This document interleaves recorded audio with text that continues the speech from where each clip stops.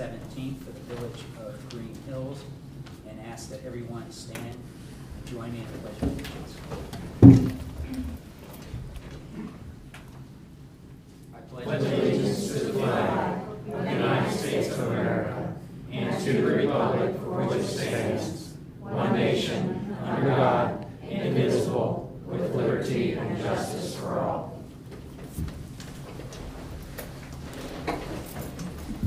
Would the clerk please call the roll? Adams. Here. Reese. Here. Halter. Here. Hermes. Here. Walter. Here. Walterman. Here. The mayor is not able to attend this evening, and it is an excused absence. At this time, I'd entertain a motion to approve the minutes of the June 5th regular council meeting, the June 19th work session, and the June 25th special meeting of council. Mr. Mayor, I'd like to, Mr. Breeze, I'd like to make a motion that the minutes of the June 5th council meeting, June 19th work session, and June 25th special council meeting be approved. Do I have a second? I'd like to make an amendment on it. Am I allowed to or not? Please not. Amendment on the minutes? Yeah. Yes. Yes. Yes. I checked on the minutes for June the 19th, and I would like to show that on the discussion of the moratorium of all non-residential development, it does not show that I objected to that. I would like that to show in the minutes. So noted. Do you want to reintroduce your motion to approve the minutes as amended? Mr. Breeze, I'd like to make a motion that the minutes of the June 5th regular council meeting, what meeting was that? June the 19th. June 19th work session amended minutes as discussed. June 25th special council meeting minutes be approved. Do I have a second? I second. All in favor of approving the minutes as presented with the amendment, please signify by saying aye. Aye. Opposed? Passes. This is a time for residents to address council. Citizens can comment on matters before council or ask questions of concern to them. When recognized, please come forward to the lectern, give your name, address, and then state your comments or questions. Council meetings are tape recorded for ease of transcription, and comments are limited to 2 minutes.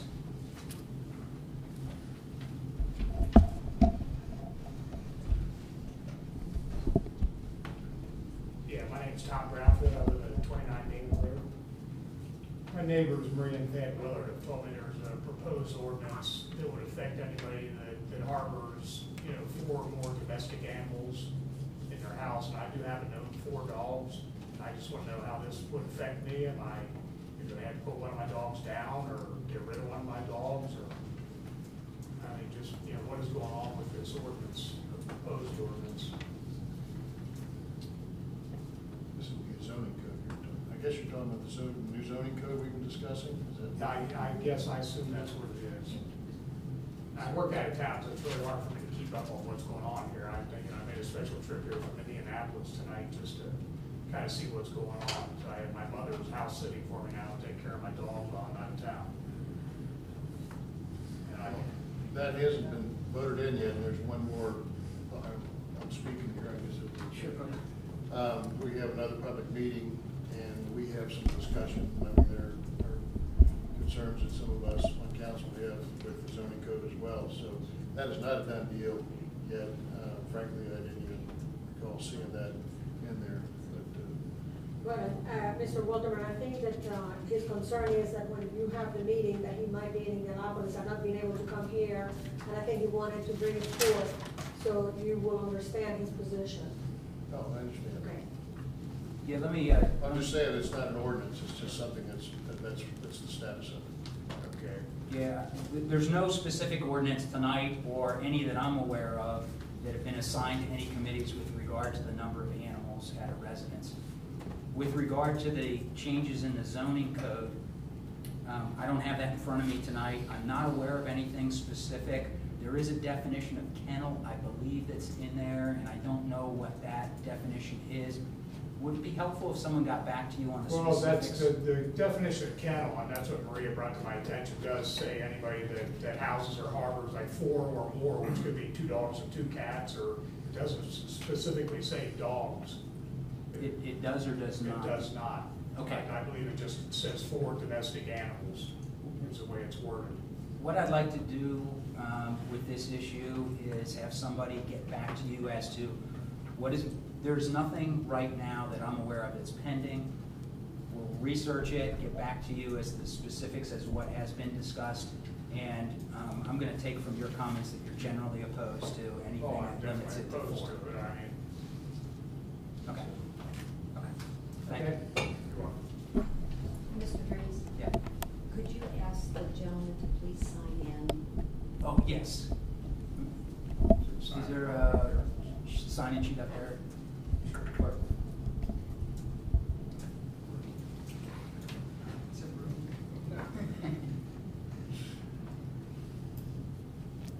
Thanks, Kathy, and I guarantee I'm going to make about 3 more mistakes tonight, so you can help me out when I do. Also, I don't remember specifically on that, but I know that there's a difference between how they define certain animals versus pets too. I know that the kennel piece applies to actual pets, but we'll have to go back and look at those definitions of difference between kennel and chickens. Sure. Anybody else like to make a comment?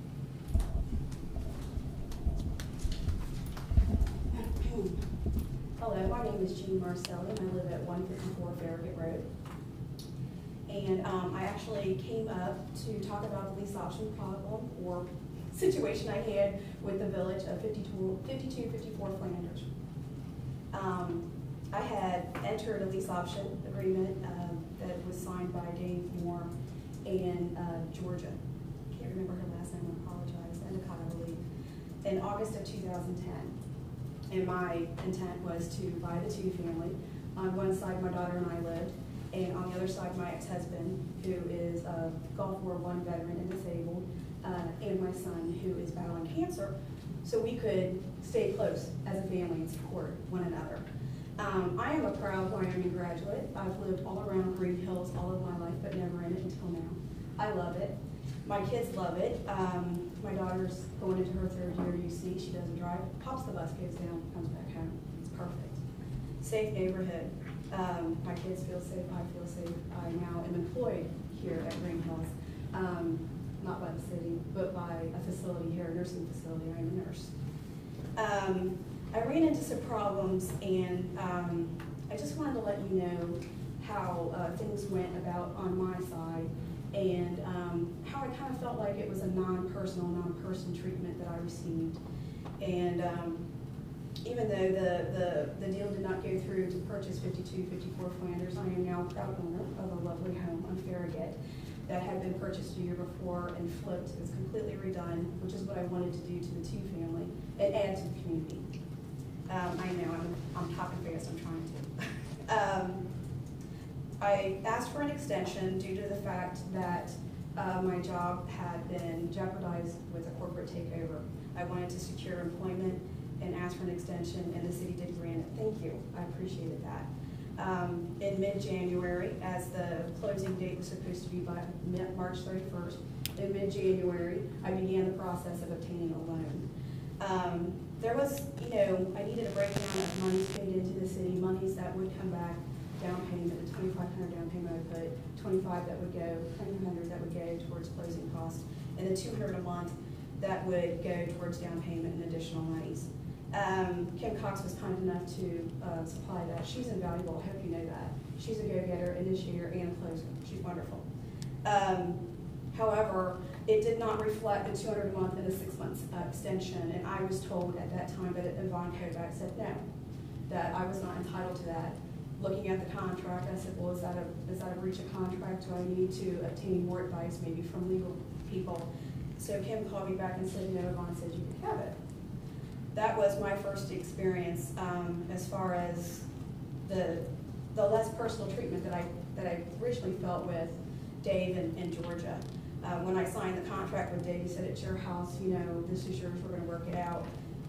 Unfortunately, that just didn't happen. While I was obtaining financing, FHA requires that you have to have a letter when you're in a lease option that breaks down the monies. How did you get this money? Where is it being held, et cetera? So it went before City Council. Yvonne had set that up for me, thank you. And I was told it went before City Council to be voted on, if that was okay, that a grant letter was written with the monies that you were holding for me, what I paid. We never did receive that letter, although it was told that we would get one at the time of closing, but my loan officer never did receive that letter. As I was setting up the financing and the hoops that I was jumping through, the roof did not pass inspection with Allstate. And that's just my insurance carrier. So when I called my loan officer and said, you know, the roof didn't pass, how does this work? And my loan officer said, well, it won't pass appraisal. It won't pass FHA financing if that's the case. So I did contact the city, and this was mid-February at this time. You know, this was after we had dealt with the grant money letter and the slow response on that.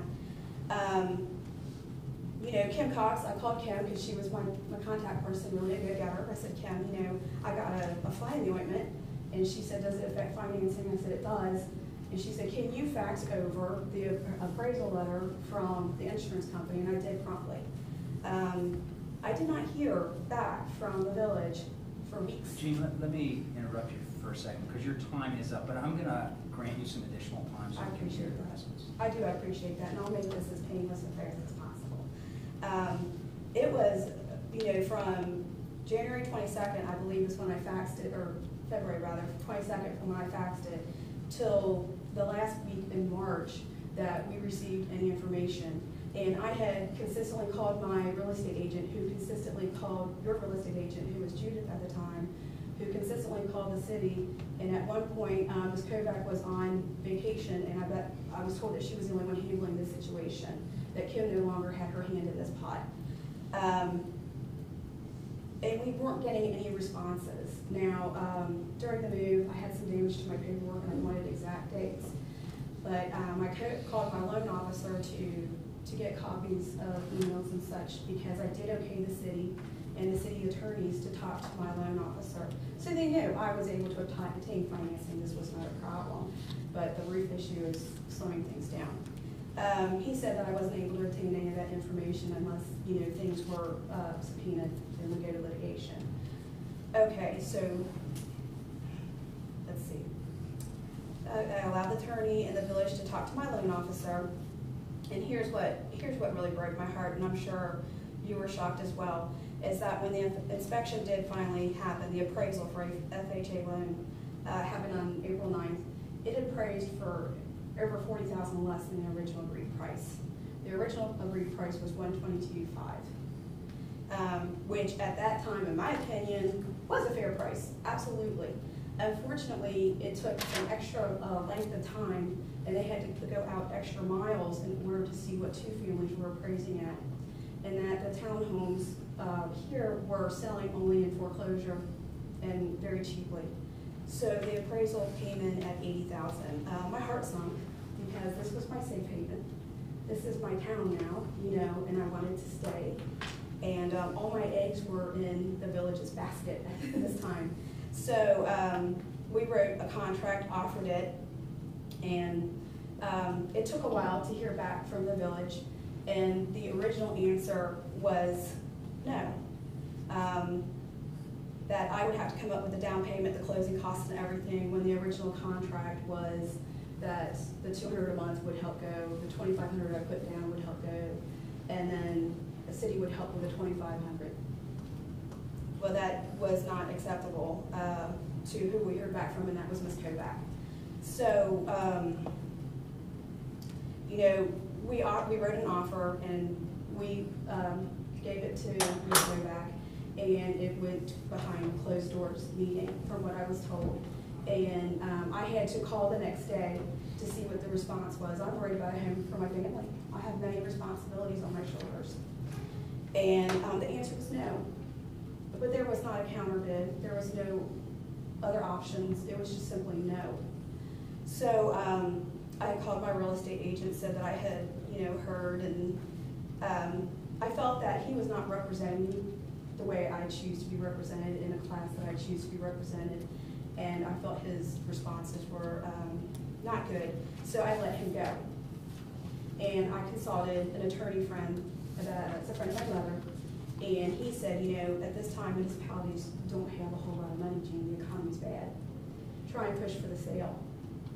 So as I was going to try and push for the sale, I did receive notice from Judith, the real estate agent, that an email signed by Ms. Kovac that said if I could not obtain financing for more than $80,000 for the two-family, the city would not sell to me. I just want to let you know the house I bought was $105,000, and that I was okay for $122,000, and actually okay for way more than that. I just don't want to be house poor. So, but financing was not a problem. The problem is that it, by no fault of mine, appraised for a lot lower. And I know what dire straits the city is in, and I want to be a part of rebuilding it. And that's why I wanted on Flanders. What a lovely street. What wonderful neighbors. People have been there a long time, and I wanted to be a part of that. So, I itemized a list of things. Am I going to get reimbursed on anything? Because, I was not out of contract. The roof not being fixed until April 14th put me out of contract. And no response really prior to that to tell me yes, no, or we can't afford, can you do it? Nothing. There was no response. I wrote a list of all monies paid in. Do I get any of that in return? And what I got was a neatly typed letter from Ms. Kovac that stated all sums paid, non-refundable, and that I'm more than welcome to enter a rental agreement, and how to say. I don't know how to sum that up, but it was a tough pill to swallow because I did not bottom out this market. Sure. Can you kind of wrap it up? I'm wrapping it. Okay. I am. I did call the city a couple of times and, tried to talk to Ms. Kovac. I never received a response. Really, the only person I did receive a response was from Kim Cox, who I think is invaluable. I hope you know that. All right? Yes. And I came out of this experience feeling like a non-person treatment. I'm Mexican-Italian, 50-50, and I am a huge mama. And I wanted to take care of my kids and the man I had my kids with, who was disabled. And I wanted a safe home that nobody could take away from me. But that didn't happen. So I appreciate your time. I will sign in. Jean, thank you for your comments. And I think at this time it would be inappropriate for me to comment on it because I don't know about the contract, the specifics of the contract, or I haven't heard the manager's side of the story either. So I think probably what is appropriate is that we look at the contract with legal counsel, make sure that we did everything, or we believe we did everything correct, and then get back to you with some kind of response. I appreciate your time and listening to me, Okay. the extension of time. Thank you. Thank you very much. I'd also like to thank you for just the, I don't know if professionalism is the right way to say it, I appreciate but that. We get differences of opinion in the community, and when you express yourself that way in a very controlled manner, it makes a huge difference. Thank you. Thank you very much. And I would say as well, to echo what Mr. Dries said, we have to know all the facts, but just from what you've told us, it sounds like you're in an unfortunate situation. Anytime there's $40,000 less than what's agreed upon, it's no different than, the village owning a property and having an agreement on a set price, and then that price comes in $40,000 less. It's no different than a homeowner that has intentions that live in the village and they want to move up and maybe buy a bigger home. They're going to sell their house and everything's great. And then they get that same news. Your house isn't worth what you thought it was worth. So that changes the entire scheme of things. So I don't think, just from what you've said, it's not that the village or anyone with the village didn't want to work with you. For us to swallow a $40,000 loss is no different than any other owner. I understand that, but I would like to say that, I did buy in Greenhills. And so I believe in the community. I would have appreciated it if Greenhills would have approached me and said, hey, we can't afford I would have appreciated that. I didn't get that. I got, if you can't obtain financing for 80,000 or for more than 80,000, you don't get the house. That's a little different. Okay, That, in my opinion, is not professional. thank you. Thank you. Any other citizens like to make a comment?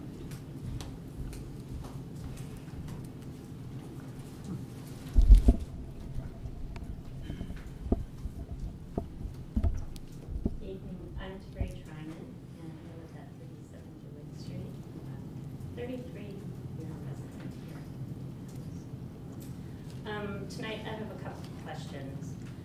Recently, the Greenhills Planning Commission held a special meeting on June 27th, and the purpose of that was to consider a request for a modification to the DeWitt PUD, and that modification request was submitted by one of the private property owners that resides in the PUD. For that meeting, my question is, how much public notice was given for that?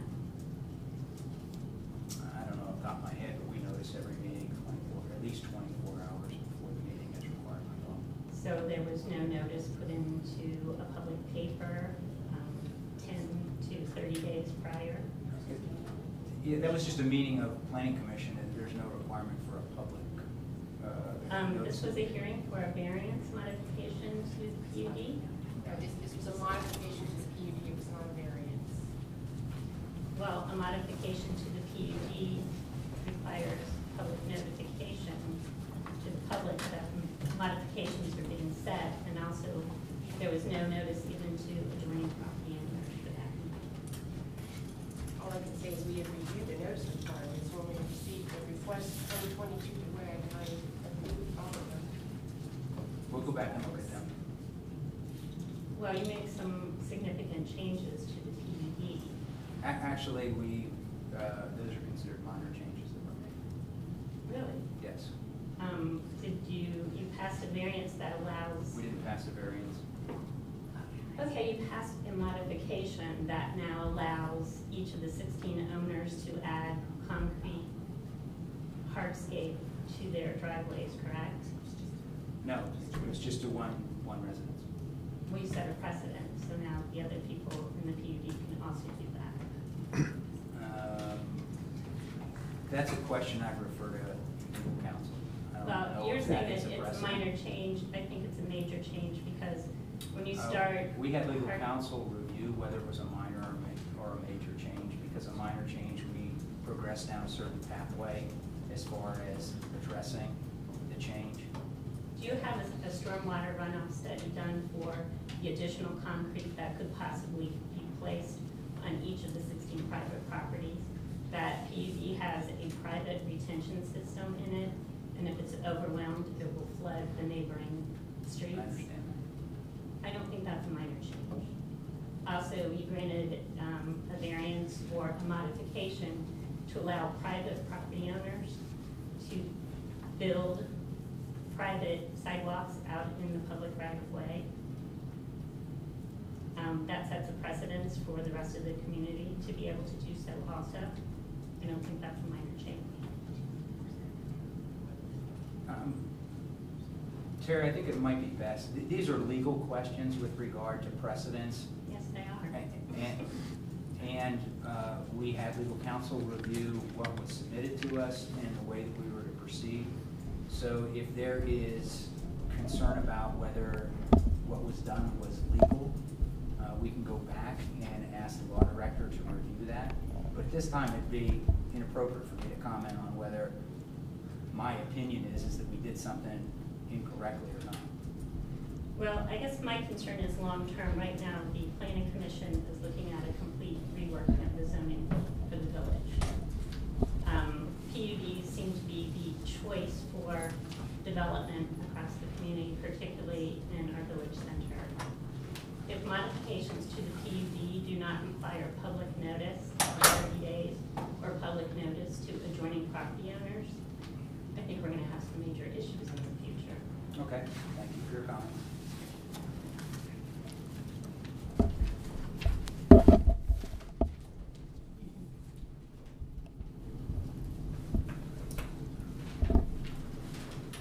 Any other citizens wish to address council this evening? comments? Any other citizens wish to address council this evening?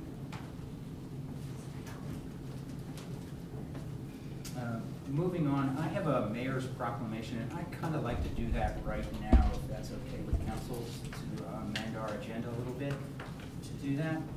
And at this time, I'd like to call forward David Bell and the members of the varsity ensemble, and just kind of meet me out front here.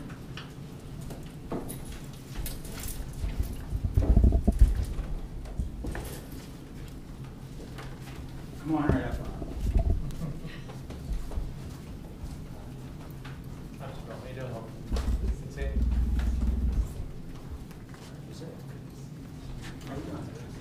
And you, young lady?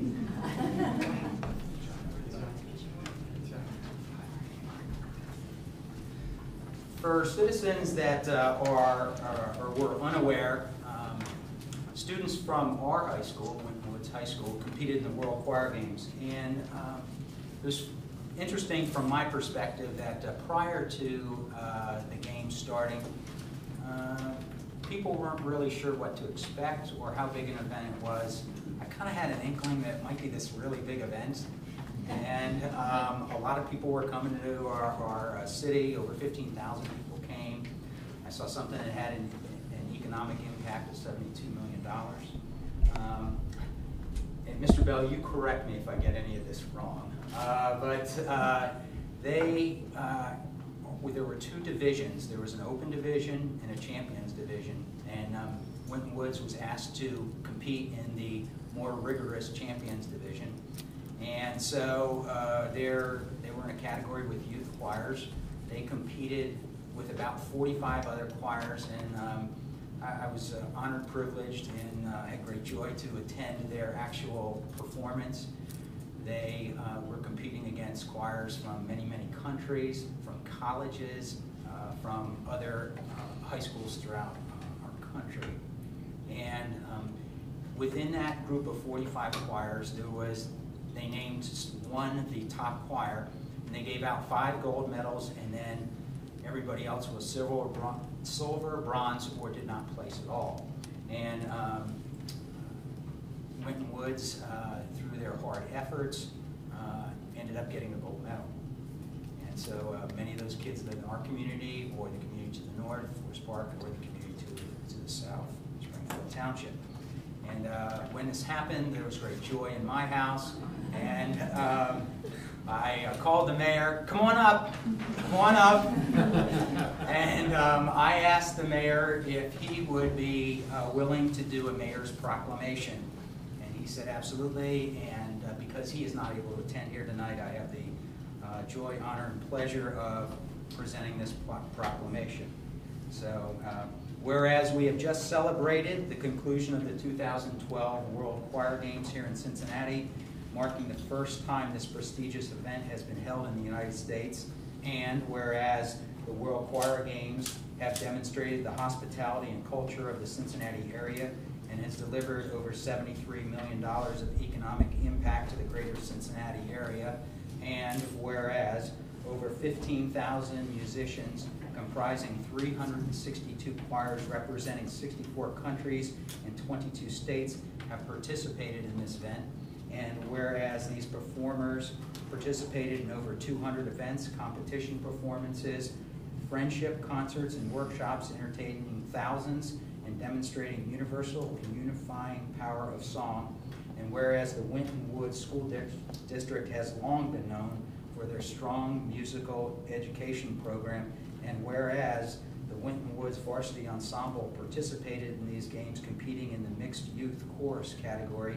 and whereas due to their exquisite musicianship, superb accompaniment from Jeanette Jordan, and expert direction from David Bell and Elizabeth Barth, these fine young people earned a gold medal for their efforts. Now therefore I, Fred H. Murrow, Mayor of the Village of Greenhills, Ohio, do proclaim that Wednesday, July 18th, as Winton Woods Varsity Ensemble Day in the Village of Greenhills. I encourage all citizens to recognize and honor these, our sons and daughters, who have brought great credit to themselves, their families, and our communities. And witness thereof. I have hereunto set my hand and caused the seal of the Village of Greenhills to be affixed this 15th day of July in the year of our Lord 2012. The Honorable Fred Merle, Village of Greenhills.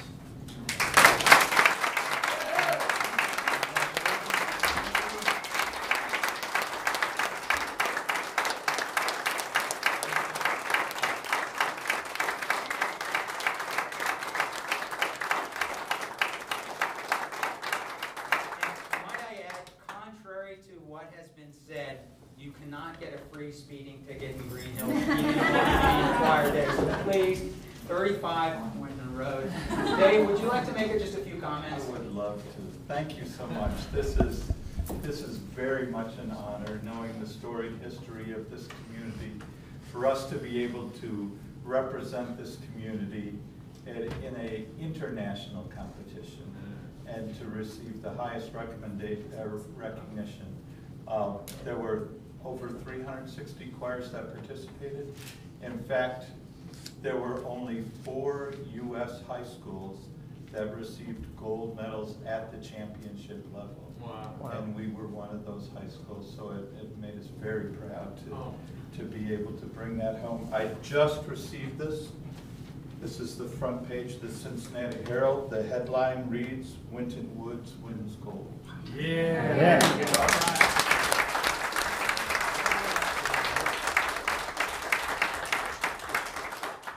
So thank you so much. This means a great deal to all of us. May I have them introduce themselves? Sure. I'm Rebecca Dye. Rashad Sylvester. I'm Sarah Dries. Anthony Thompson. Shanice Leachman. Jayla Walker. And Dave, you had 46 musicians? That's correct, 46. Wow. And you can actually, if you haven't seen the performance online, you can see it online. There's a new international online website called Choir TV that has that, and also Waycross Community Access has the whole performance posted as well. So we're very proud to represent the community, and even prouder to represent it in the highest definition. So thank you all. This means a great deal. Thank you. Yeah, thank Enjoy you. the rest of the Saturday.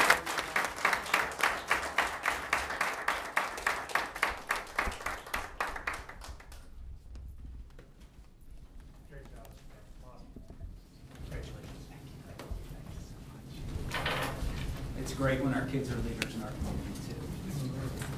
At this time, we'll have reports of village officials. I can't believe they don't want to stay. It's something. Municipal Manager Yvonne Kovacs. Thank you. I do have a number of items I want to go through tonight. One of the first things that I want to point out to council is that in front of you, you do have an additional copy of the 2013 tax budget.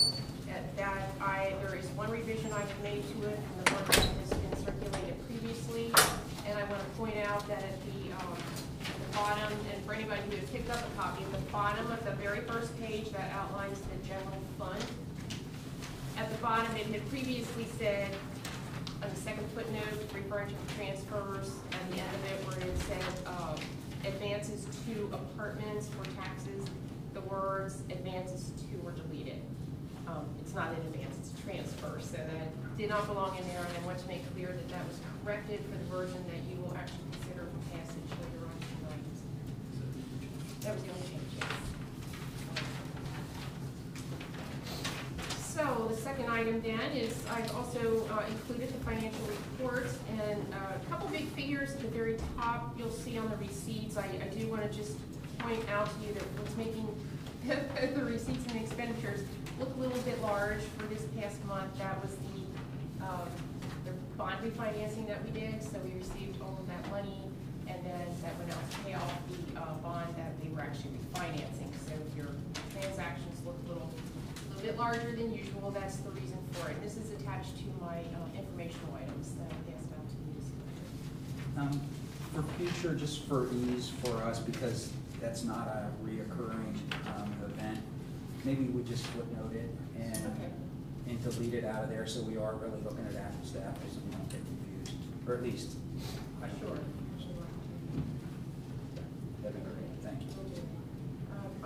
I I am also pleased to report, if you notice at the very bottom on the income tax report that we have for that, that as of this same date a year ago, we are just a little bit ahead on our income tax collection, so that is exciting news. Okay, one thing that I want to, let me jump around here a little bit. In terms of some of the legislation that you'll have in front of you tonight, I also wanted to point out that the one related to the banquet hall for Destiny's Catering, it refers to a draft of an agreement, which would actually be the agreement between the village. There's two agreements involved. There's an agreement between the village and SJS, so that we continue to operate under the existing liquor license that would be on. The second agreement that would then occur if need be, and at this point in time, the transfer looks like it's going smoothly, so hopefully maybe we'll get it tomorrow, you just never know. But if need be, there's another agreement that we would be signing that would be between the village and Destiny's for them to actually manage that. Did I say that right? Operate it? Okay. So there could be, I wanted you to have a copy of the, make sure you get a copy of both of those agreements. And they look a lot alike, so if you have any questions, you can ask Lisa. Actually, she did draft them. But anyway, I just want to clarify for you if they look like the same thing. One is actually between the village and SJS, and one would be between the village and Destiny's. And it becomes necessary for us to operate under the liquor license in that manner. And we can review that again when you're actually considering the legislation if you would like. And I also want to point out, I actually want to kind of throw out a question for you to be thinking about, and that's with the very hot summer that we've had so far. Right now, our pool is scheduled to close on August 19th. And I am wondering if we want to give consideration to staying. There's 2 additional weekends that amounts to 5 additional days. Unfortunately, I didn't get the cost for that right before. I was hoping to get the email in time for this meeting, but I don't have it to know what that additional cost would be. But do you think that's something we would want to consider doing? Strongly consider. And I guess, I think what council would like to have are the costs and then the anticipated receipts. If there's a way to estimate those receipts, just so we know what the net cost is going to be, or if it's not a net cost, it might be a net profit. So depending on the weather. Yeah, you never know on the weather, because last year we decided to stay at Labor Day, and it was a very cold day, if you remember. It just, but it hasn't been that way. I mean, No, it hasn't. it's intensely hot. I would like to see. We talked about, there was some talk about possibly reinstituting the parade, which we could do in conjunction with Labor Day, and maybe work those together. If the pool's open, also encourage people to come at that. We'll still have time to consider that at the August meeting, so, okay. Bud, did you have a comment? Yeah, getting back to the noise ordinance, I didn't notice the SGS contract when I originally looked through this, but I see it there now. But it's in the ordinance itself, it's not mentioned. We're authorizing you to sign with Catering Adventures, but we're not authorizing you in the ordinance to sign the other agreement with SGS. I think it's attached as an exhibit. Well, it's attached. Under the liquor section. It's attached, but Oh, you're saying to actually. on the ordinance, on the body of the ordinance itself, you authorize to sign for Destiny, for Catering Adventures, but not SGS. Is that a problem? In connection, and I don't have those documentation in front of me, when the resolution was approved with SJS, I believe there was an ordinance passed at that time authorizing the execution of documents. Am I correct? In section 2 there. But that's, this relates to the. Yes. You're right, two things. Yes, you are correct that section 2, thank you, identifies that you're able to, that this is authorizing the execution of any and all documents necessary to effectuate the lease agreement, and the SJS management agreement is attached to the lease agreement per se. So that would authorize Yvonne to, the municipal manager, to execute that management agreement. On top of that, there was prior legislation before this council that discussed the relationship with SGS Cater. I don't remember any legislation. Actually, I'll look back, there might have been a number of months ago now. I'll look back and see. Well, as long as we have it, I just want to make sure. No, that's a good point. Okay, a couple more things I do want to point out. The Winton Road Improvement Project, for which we received a couple of grants. That has gone out to bid, and we've talked about resurfacing Eswin at the same time. A couple things, I went ahead and combined it with the Winton Road, and I'll tell you why. First, we're going to get lower unit costs. So to keep the cost for us down, it was also going to require prevailing wage. So it's the monitoring involved in that. It's easier to do it all as one package than to split it out and bid them separate and do it separately. So those are rolled into one. Those bids are due on August 1st. And both projects in the bid packet, we've asked that they be done by October 19th. So, Cool. hopefully our costs will be significantly lower for that particular project, as well as the Winter Road one. So I wanted to let you know where that stood right now. So just to let everybody know, the S one is parking lot with Greenhills. Correct, the street. The shopping center, Right, yes. in front of the shopping center. Okay, and I will pull the other items until we're actually in legislation. But I don't know if they're- Okay, and just a comment on the Winton Road improvement and S-Win resurfacing. We have in our current budget $240,000 for that. Correct. We won't be spending all of that. No, we won't. That'll cover it. All right. Okay. Any questions for the municipal manager? Hearing none, we do not have Mr. Forbes tonight, but we do have Mrs. Riggs. Thank you for filling in for Jeff tonight. Thank you, and I brought my children to see how the municipal world works, and so they're seeing government in action, so thank you. See your daughter taking a lot of notes, that's a good thing. She might be drawing, right? Okay. I have no formal report, but I'm available for questions. Any questions for Audrey? Hearing none, moving on. Clerk of Council, Ms. Lyons. Thank you, Mr. Mayor. Ordinance numbers 2012-24 LMR, 26F, 25F, resolution number 27F, 28F, and 29F were posted as required.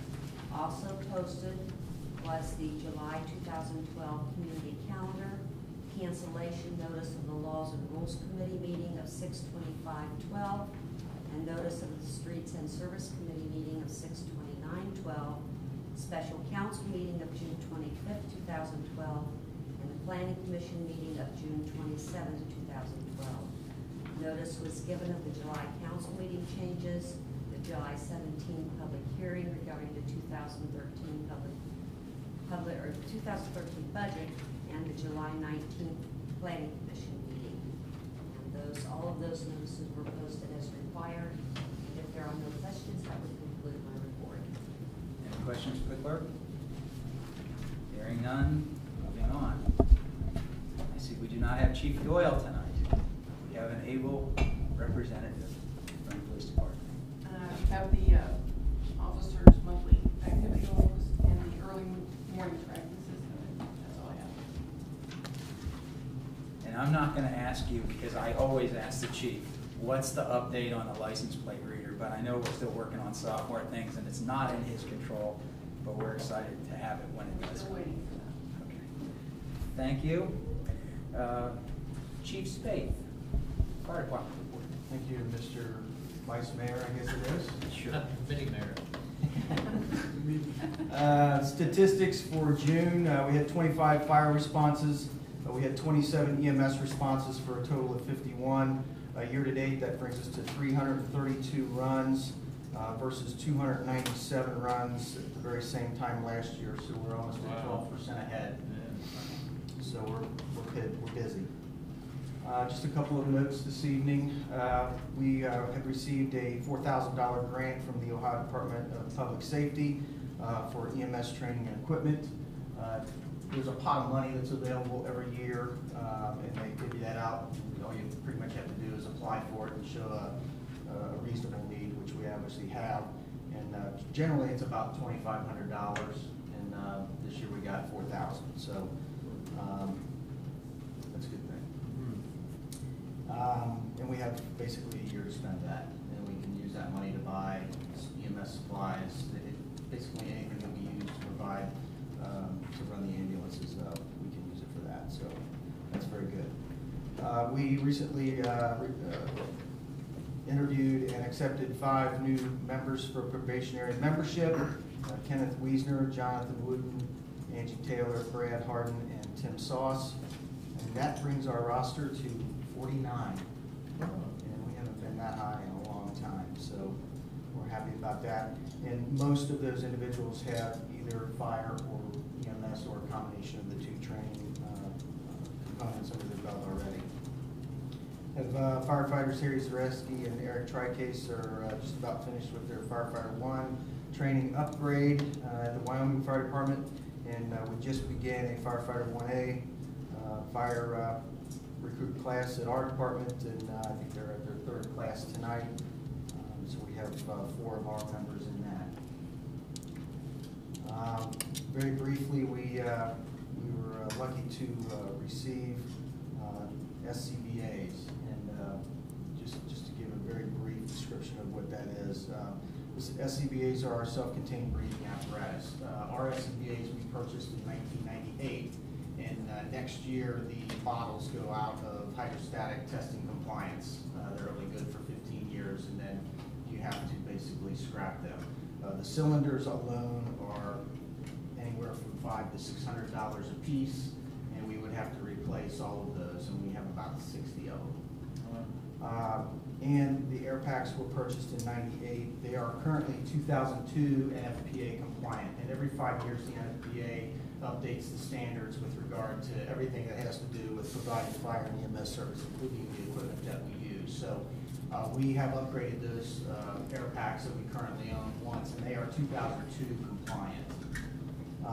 So they're old, and those are our lungs on the fire scene. They are the only piece of equipment that we put on the fire trucks that are specifically for the individual firefighter. So they're a very, very important piece of our equipment. To replace those, they're about $6,000 a piece, and we have 18 of them. So you can see very quickly that that's a very extensive expense for us. And so the city of Cincinnati recently replaced their SCBAs, and theirs are not quite as old as ours.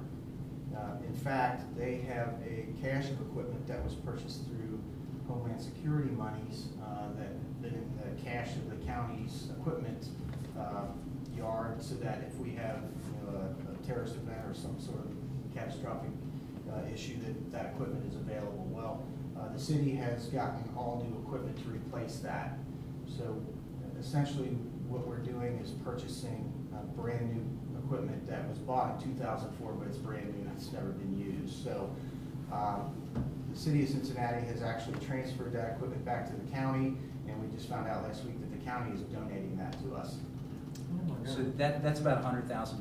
Yeah, $108,000. Just the packs alone themselves, it's about $75,000. So that's a huge Christmas for us. A huge Christmas for us. Anyway, we will be taking delivery of those, and then we are also purchasing spare bottles and spare face pieces from the city of Cincinnati, and we're going to get very, very good equipment. And this equipment is going to take us to 2019. So the bottles and so forth that we'll be taking won't go out of hydrostatic testing until 2019. So this buys us about 7 years. We can appropriately plan for the replacement of that equipment so that hopefully when that 7 years is up, we'll have accumulated the monies and we can go get that what we need. So very good thing for us. I just wanted to bring everybody up to speed on that. I've been working hard on this. So I put a lot of time into it, and pretty proud of what we've been able to do. And we certainly thank the city of Cincinnati and Hamilton County for recognizing the importance of helping us, those of us who are a little less fortunate to be able to provide the quality service that we're able to provide. So you're up to speed on that. Also, at the end of June, you may remember that the State Fire Marshal issued a red flag warning, urging citizens to be, there was not a burning ban in the state of Ohio, but there was a recommendation that citizens not do that, and there was particularly a concern because it was just prior to the 4th of July. So that red flag warning is still in effect. We still have very, very dry conditions out there, although we have had some rain. It's not been enough. So let's not have a false sense of security, and let's continue to exercise good judgment, and let's not have any open burning, which is against the ordinances of this village anyway. But on the 29th, the Hamilton County Fire Chiefs, of which I sit on the executive board, we issued a media release, and we strongly recommended that people curtail the use of the patio fireplaces and so forth, and when grilling, take extra caution so that we don't have a grass fire issue. And I must say, unless the police department has had any complaints, I'm not aware of any issues that we've had in the village, so I appreciate everybody for that. Finally, Assistant Chief Hoffman and myself, we've been attending the Ohio Fire Chiefs Conference, which is actually going on right now. It's in Sharonville this year, in Cincinnati, so every so often we get to host that. So Oscar and I have been attending that every day since Saturday, and as you can imagine, we've attended a lot of classes on leadership, strategic planning, and how are we all trying to accomplish the same or more work with less funds. So brought a lot of good information back, attended a lot of good classes, and it's really a wonderful opportunity for us to host that and have us be able to attend that and gain that knowledge. With that, I will conclude my report. Any comments or questions for the chief? I just want to thank Chief Spade and also Chief Doyle from the tours that they gave me of both the police and the fire department. I was there on 7/27 at 2:30 for the police department tour, and then after that, he was kind enough to show me around there. So I really appreciate your time and your kindness. It's our pleasure. Chief, last month I made a comment about public service, and there's a lot of ways that people can perform public service, and I'm grateful to hear the number 49 with your number on the roster. I know you're always looking for more people, so if somebody's looking for a way to serve this community in a great way, go see the fire chief. And I know you're not one to call attention to yourself and actually kind of shy away from that at times, but your work with, I stopped up here last night to sign some warrants, and it was a great piece of Americana when you see hot, sweaty, smelly volunteers that have been training all night, all around the chief, and him giving just a little talk, a little bit of leadership, a little bit of encouragement to his people. It's just a great piece of this community, and anytime you see, don't thank the chief, because we're thanking him right now, but you can find all the people that serve under him and just thank them for what they do, because they do a fantastic job, and I still say that the Greenhills Volunteer Fire Department is the best value in government in this county. Hands down, no one's close. And when I mean value, I mean cost and what they deliver for it. So thank you on behalf of all the citizens. It's our pleasure. Yeah, thank you very much. I knew that's what you would say. I knew it. Mr. Reed? Yeah. Just to amplify a little bit, this SCBA issue, Tony let us know about that at the traffic and safety meeting, and we were looking at $100 grand.